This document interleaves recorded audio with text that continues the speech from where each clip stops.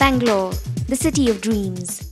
People from across India come to Bangalore in pursuit of their dreams. This is a city teeming with life. A city loved for its cosmopolitan culture, designer stores, sidewalk cafes, its horizon dotted with skyscrapers, and its young people with aspirations.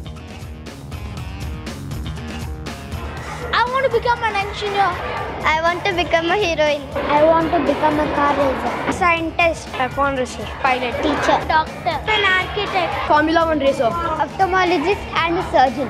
I want to become IFS. I want to become a soccer player. I want to become a dancer. I don't want to beg. This is a sight we see every day, children begging at traffic lights. Yet, we are blissfully unaware of their plight. How is it that we have failed to realize this is organized crime run by organized mafia? Forced beggary is an organized crime for which thousands of children are bought and sold across India.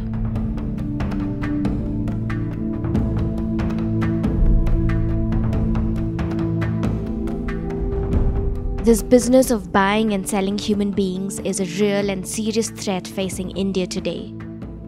An estimated 200,000 people are trafficked in India each year. A cow or a buffalo costs about 20,000 rupees in our country, but a child can be bought for as low as 500 rupees.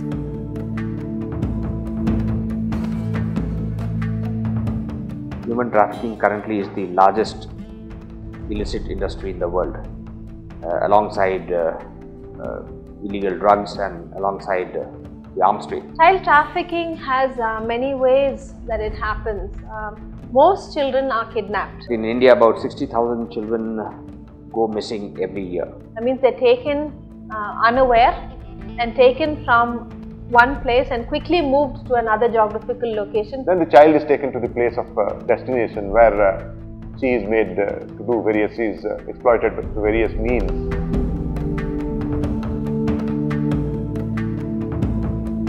Children are trafficked into things like child labor situations where they service people in hotels or they do hard manual labor, they work as domestic maids. There are people who are trafficked for their body organs. Kidney is one of the most common and most well documented. Now, one of the easiest ways for children to be pushed into something is begging. These are unimaginable crimes. Crimes committed against children in our own city. Crimes we don't often see. But the one crime that happens in front of our very eyes is forced beggary. When we look at children begging at traffic lights, what we see is children who are in need of our charity. But what we fail to see are the children who are kidnapped, beaten, abused, maimed, and forced to beg. These children don't need our charity. They need rescuing.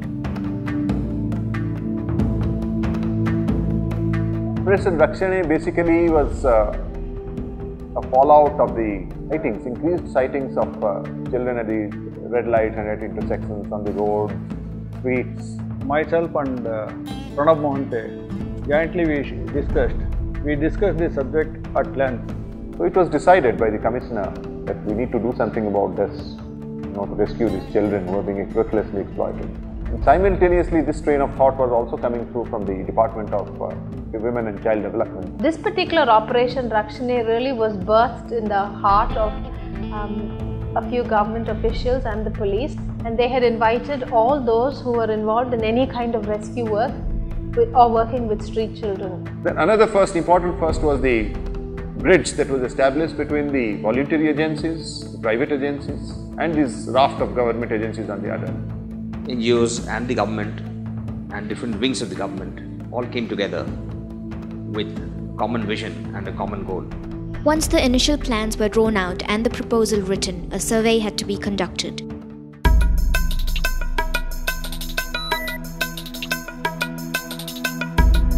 Each NGO sent out several teams to survey the city, collect and document the information required. Me and my team, we are 5. We have worked for more than 10 weeks, and during our surveillance, our investigation, we have found children from Andhra Pradesh, from Rajasthan, from Chhattisgarh, and from Bihar. And when we ask them about their parents, there is no satisfactory answer. And we suspect these kids, maybe they have been purchased or they have been kidnapped from other states by the trafficking mafia, and they have sold these kids to begging mafia. We prepared a common format and we gave the format to all the NGOs. They went confidentially, they took the photo of the concerned child and filled the form. So we were able to gather the information regarding how many children are begging in how many points. The information documented by the surveillance teams was collated and integrated onto Google Maps. Each child that was found begging was tagged on Google Maps at the location where he or she was found. Then the tags were color-coded to indicate the types of begging that happen across our city. The surveillance teams like Ajay and his team were geared up to present their findings to the planning team behind the operation. The 2nd of December 2011 was scheduled as the rescue day. The final planning meeting was held a day before, where each NGO presented their plan, finalized their routes, briefed the rescue teams, and ironed out last-minute details.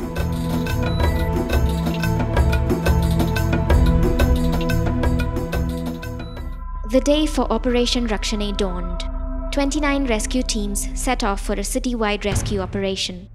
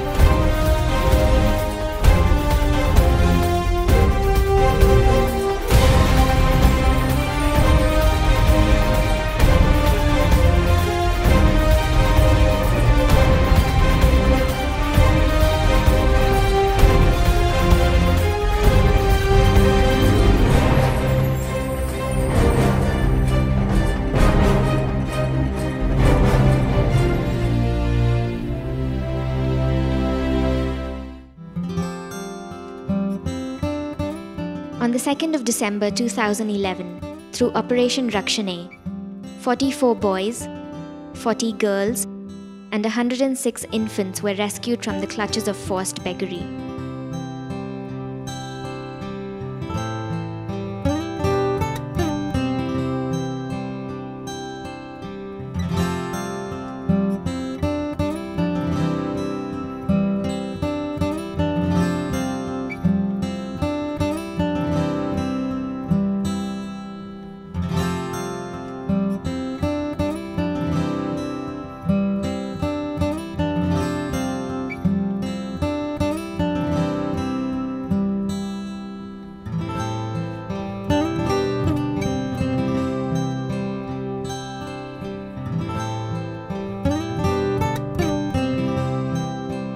The children were presented to the CWC team the following day, and each child had his or her own heart-rending story to tell.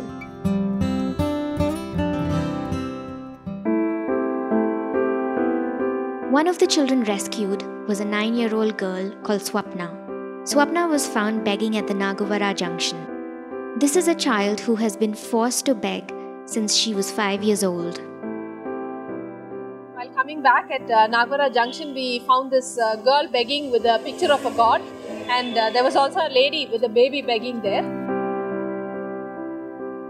And we are here at this convent where we are hoping to keep Swapna for the night, and we would produce her and the other lady with the baby before the CWC.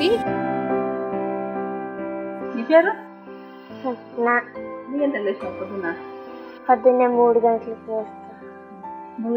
గంటలకు ట్రైన్లో పోయి మిస్టిక్లో దిగి మొత్తం నాకు వస్తుంది. ఒక రోజుకి ఎంత డబ్బులు వస్తుంది? ఒక రోజుకి 200, 300. ఇంట్లో ఎంత ఇవ్వాలా డబ్బులు? 250. నువ్వు ఇవ్వకపోతే మీ నాయన ఏం చేస్తాడు? కొడతాడు.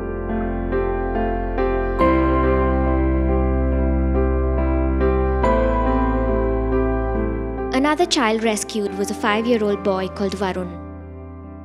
This child was found with his father, who was forcing him to beg.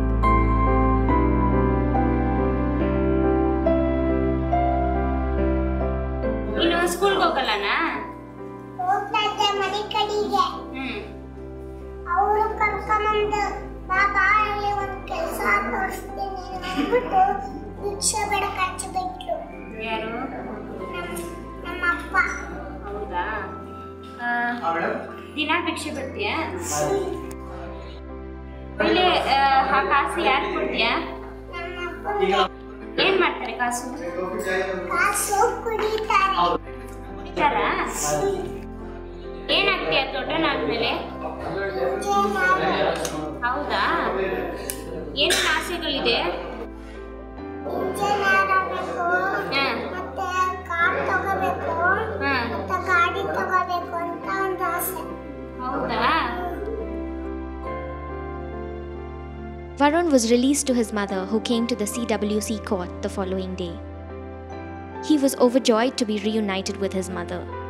This lady assured the CWC team that Varun would be sent to school regularly and that he would not be forced to beg again. It seemed like a happy ending. But the question is this: will Varun be back again on the streets begging?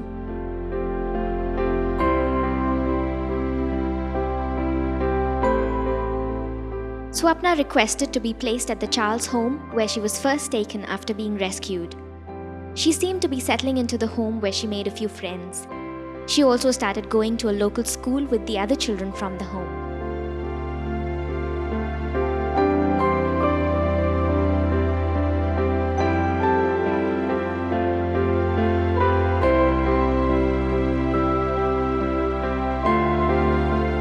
And she's very much interested. She's very friendly. She mixes with, though she is a big girl among all the other children, she has well adjusted in the school and she's happy. Swapna's rescue, however, was short-lived. When her social workers took her to the CWC court, her parents were there, waiting to take her home. They mounted an aggressive defense and demanded Swapna's immediate release. The CWC team didn't have enough evidence to indicate whether or not these were Swapna's parents.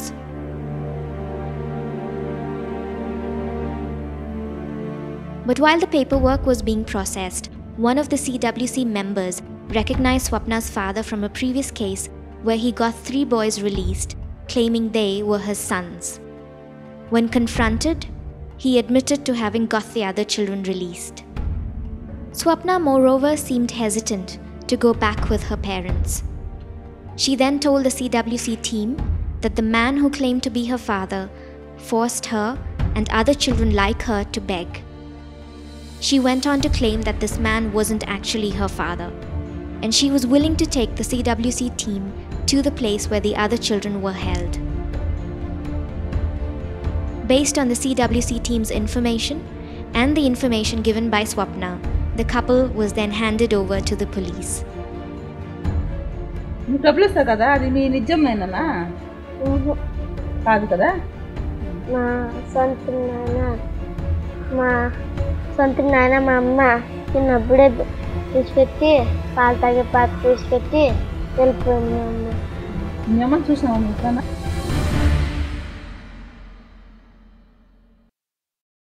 A rescue team comprising of social workers from Oasis, the police, and the camera crew then set off with Swapna, with the intention of rescuing the other children who were forced to beg by Swapna's alleged father. The police have requested us on the information provided by Swapna to go out and rescue the other children whom Swapna says are also being forced to beg every day and give money to this man.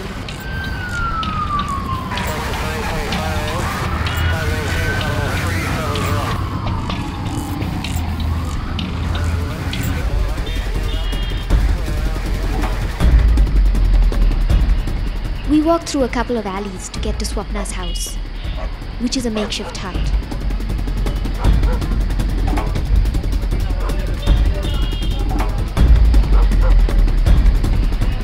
We start looking for the children Swapna mentioned, but only find a lot of empty huts.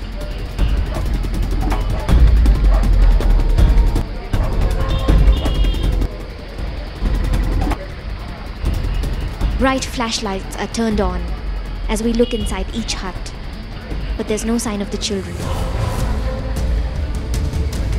Till one man standing nearby points us to the right huts.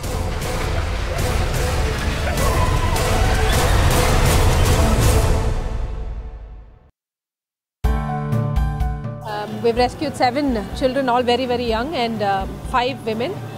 Thanks to Swapna, 7 children are rescued, and her handler is taken to the Yelahanka police station, where an FIR is booked against him.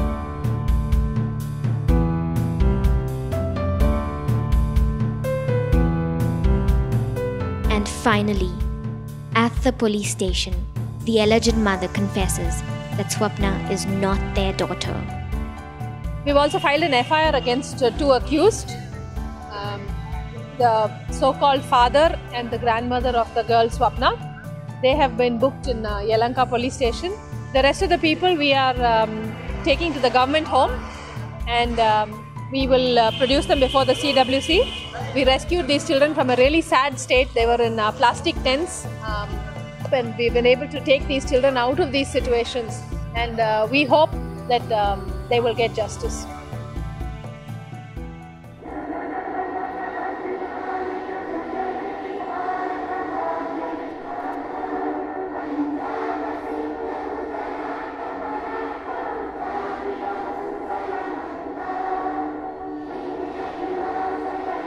Swapna is now back at the child's home, and she seems settled in. She enjoys going to school, and now she's at a place where a 9-year-old's biggest worry is homework. Swapna, her name means dream. Her dream of going to school has now become a reality for her. All those involved in Operation Rakshane's first sweep would no doubt feel it was a good day's work just looking at where Swapna is today. Words can never express this gratitude for what you have done, and it's so important that this is not the end and this is the beginning here. Now that we have proved that this sort of collaboration and cooperation is possible, we would do more of this, not only in Bangalore, but also in other cities in Karnataka and in other cities of the country. And also in Karnataka itself, the other districts also can take up systematically this program. So Operation Rakshane hopefully is the first of many such sweeps that have happened. So I congratulate all the NGOs, the other departments and the police department officers for having done an extremely good work. 2 months. It's been 2 months since Swapna was rescued. Anita and Geeta from Oasis decide to visit her at the child's home. It was really good to meet Swapna today and see just the difference that these last few months have made in her life. The day we picked her up, she had such a sad face, wouldn't even look up, and today she had a smile. She came running to hug us. This whole operation has been well worth someone like Swapna and her story, and the fact that she's got a new lease on life.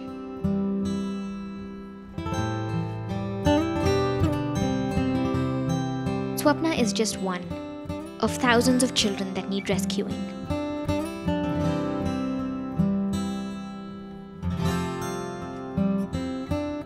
It's up to people like us to stand up and take responsibility to help more Swapnas get off the streets. It's time you and I resolved to help these children believe in their dreams. It's time for you and I to step up and give them a fresh start. It's time for you and I to help the Swapnas of Bangalore realize their dreams. It's time. I want to become teacher.